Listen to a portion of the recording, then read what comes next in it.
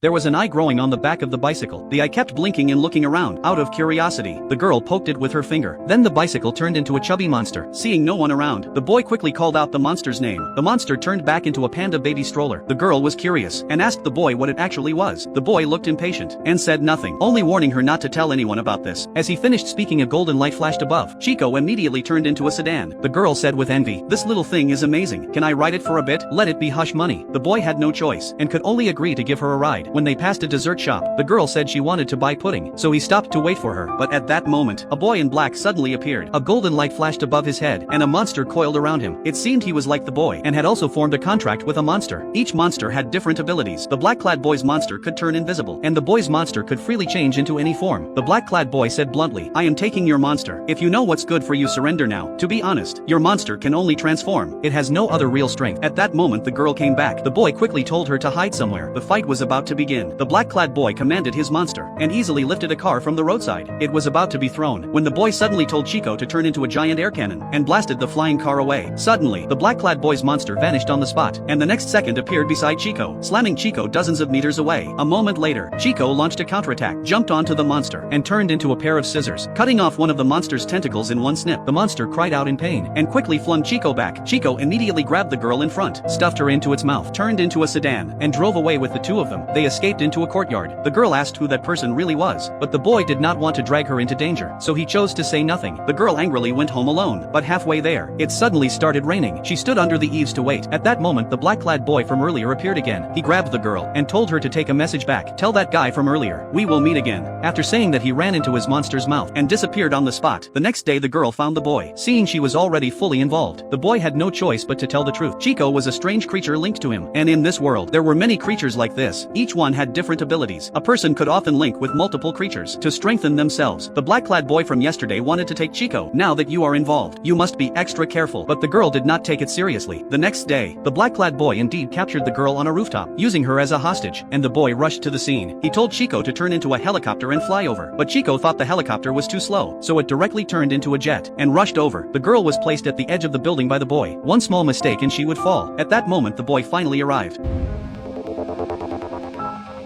何やってんだお前。どうやって登ったんだよ。助けて。無理やり連れてこられたのよ。は？誰に？誰に？